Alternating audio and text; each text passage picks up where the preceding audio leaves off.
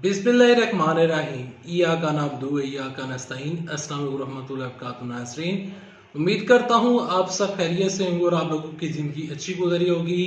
London से बड़ी breaking news सामने आई है। अचानक हैरानकुन खबर सामने आई है। क्या ऐसा भी हो सकता है? ये खबर सुनकर मैं हैरान रह गया हूँ। एक लंदन से खबर है, एक पाकिस्तान से खबर है। लंदन में बैठकर नवाज शरीफ ने क्या प्लान सेट किया, उस प्लान के ऊपर इमरान खान साहब का प्लान क्या है, इमरान खान साहब क्यों अपने मौक़िफ़ के ऊपर खड़े हैं, आखिर वजह क्या है। इमरान खान साहब जो हैं, इवन के हुकूमत ने उनको एक बहुत बड़ी ऑफर की है। राना सनाउल्लाह साहब ने उनको ऑफर की है, लेकिन राना सनाउल्लाह की इमरान खान साहब ऑफर एक्सेप्ट नहीं कर रहे हैं। राना सनाउल्लाह ने इमरान साहब को क्या ऑफर की है, इस टाइम लंदन में बैठकर मरियम नवाज शरीफ साहबा और नवाज शरीफ साहब क्या कर रहे हैं। ज़िमनी इंतखाबात के बाद अब नई जो सियासी सूरत हाल है वो इस वीडियो में आपके साथ शेयर करूंगा, लेकिन उसको शेयर करने से पहले, आगे बढ़ने से पहले आप सबसे एक छोटी सी गुजारिश करूंगा कि इस वीडियो को लाइक कीजिएगा, चैनल सब्सक्राइब कीजिएगा, साथ लगे नोटिफिकेशन बटन दबाइएगा ताकि जो आने वाले वीडियोस हैं आप उनको मिस ना कर सकें। इमरान खान साहब ने ज़िमनी इलेक्शन जीता। 99% रिजल्ट इमरान खान साहब के हक में गया। सर्वे रिपोर्ट्स के मुताबिक तहरीके इंसाफ की जो मकबूलियत है उसमें बेपनाह इजाफा हुआ। वोटर्स की जो तादाद है उसमें 39 to 40% बड़ा इजाफा देखने के लिए हमें नजर आया। इमरान खान साहब की मकबूलियत और इमरान खान साहब की जीत के बाद लंदन में नवाज शरीफ ने एक मीटिंग बकायदा तौर पर जो कि ई मीटिंग थी, इलेक्ट्रॉनिक मीटिंग थी, यानी कि उन्होंने वीडियो लिंक के जरिए तमाम तर जितने भी अपने क़यादत है उनके साथ बातचीत की, और इसके अलावा वहाँ पर भी लंदन में बैठकर जो सियासी क़यादत है उन्होंने सर जोड़ लिए। और एक हैरानकुन खबर सामने आई है। हैरानकुन खबर ये है कि नवाज शरीफ शदीद अपनी पार्टी से नाराज है और वो शहबाज शरीफ की क़यादत से बिल्कुल नाराज हैं और शहबाज शरीफ से वो मुतमिन नहीं है। एक खबर ये, अभी एक मिनट ज़रा रुकिएगा, वीडियो को छोड़कर मत जाइएगा। मैं आपके साथ खबर नेक्स्ट शेयर करना चाहता हूँ और आपको रियलिटी बताता हूँ कि असल ड्रामा क्या है। यहाँ से खबर ब्रेक होती है कि मिफ्ता इस्माइल साहब कह रहे हैं कि हुकूमत ने गैस की कीमतें नहीं बढ़ाई। मिफ्ता इस्माइल ने कहा, इसाक डार को मैंने कहा था कीमतें बढ़ानी है, लेकिन इसाक डार ने बिल्कुल नहीं सुनी। तो जो गैस के मुआहदे हैं वो काफ़ी महंगे हो रहे हैं, अब हुकूमत को पता चलेगा। यहाँ पर मिफ्ता इस्माइल के इस बयान और नवाज शरीफ के ये बयान कि वो नवाज शरीफ जो है वो शहबाज शरीफ से नाराज हैं, तो क्या वाकई नाराज हैं? ऐसा नहीं है। प्यारे पाकिस्तानियों, मेरे मोअज़्ज़ज़ नाज़रीन, ये नून लीग वालों की तरफ से एक नया ड्रामा रचाया गया है। मीडिया की जो जितना भी मीडिया है वो अब इस चीज़ के ऊपर लगा हुआ है कि नवाज शरीफ नाराज हो चुके हैं, शहबाज शरीफ नाराज हो चुके हैं, MQM वाले नाराज हो चुके हैं। प्यारे पाकिस्तानियों, बात ये नहीं है। बात ये है कि नवाज शरीफ शहबाज शरीफ के साथ किसी किस्म की नाराजगी नहीं है। मीडिया पर दिखाते कुछ हैं और पीछे जो इनके दरवाजे हैं वहां पर कुछ और हो रहा है।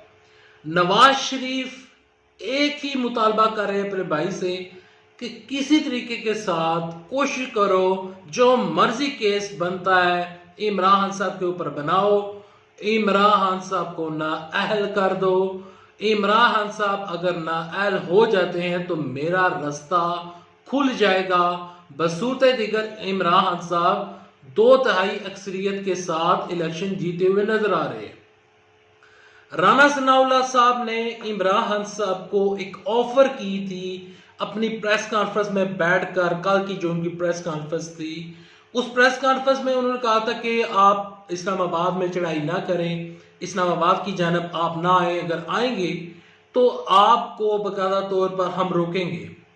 राना सनाउल्लाह साहब को मैं यहाँ पर एक चीज़ बताना चाहता हूँ कि देखें, कोई भी सियासी जमात है अगर वो पुरअमन प्रोटेस्ट करती है तो आइन इस चीज़ की इजाज़त देता है, कानून इस चीज़ की इजाज़त देता है। लेकिन अगर वही जमात, इवन के वो तहरीक इंसाफ है या कोई भी है, अगर वो प्रोटेस्ट पुरअमन नहीं है तो फिर आप कानूनी रास्ता इख्तियार करें, वहाँ पर आपको कोई नहीं रोकेगा। लेकिन कम से कम उनको प्रोटेस्ट करने का मौका तो कम से कम फराहम करना चाहिए। आइन इस चीज़ की इजाज़त देता है और आइन किसी भी सियासी जमात को या किसी भी आम शहरी को प्रोटेस्ट करने से नहीं रोकता।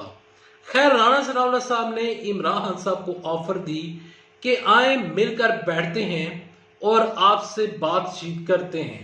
तो उसके ऊपर इमरान खान साहब कहते हैं कि नहीं, मैं इन लोगों के साथ मिलकर बैठकर बातचीत करने के लिए तैयार नहीं है, क्योंकि ये शुरू ही एनआरओ से होते हैं, ये शुरू से ही अपने करप्शन के केसेस लेकर बैठ जाते हैं।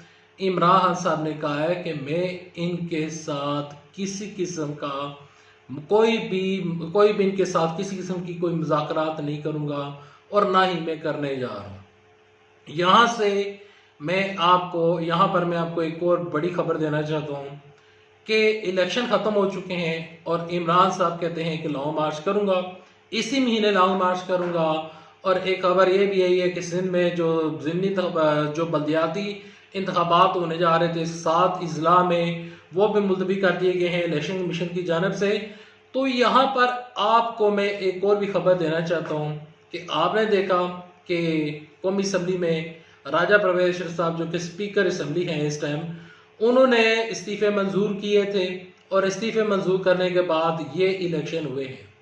अब मैं कुछ मुस्लिम लीग नून के सोशल मीडिया के अकाउंट्स पढ़ रहा था, तो उन पे वहाँ पे ये लिखा हुआ था और बज़ाहिर भी यही लगता है कि हो सकता है कि अगले 1 महीने में या 15-10 दिनों में ये हो सकता है। मैं ये नहीं कह रहा कि ये होगा ही होगा, ये खबर है, ये इंकशाफ है, ये हो सकता है कि आइंदा आने वाले दिनों में क्योंकि हुकूमत कह रही है कि हम इमरान साहब के कहने के ऊपर अर्ली इलेक्शन नहीं करवाएंगे, इलेक्शन अगले साल होंगे। लेकिन यहाँ पर इमरान साहब का लॉन्ग मार्च है और लॉन्ग मार्च से रोकने के लिए हुकूमत एक नई चाल चल सकती है। और वो चाल ये है कि देखें, इमरान साहब ने पहले ज़िमनी इंतखाबात की वजह से लॉन्ग मार्च मुखर किया था। अब लॉन्ग मार्च इमरान साहब कहते हैं कि अब ज़िमनी इंतखाबात ख़त्म हो चुके हैं, तो लिहाजा अब मैं लॉन्ग मार्च की जानब जाऊँगा।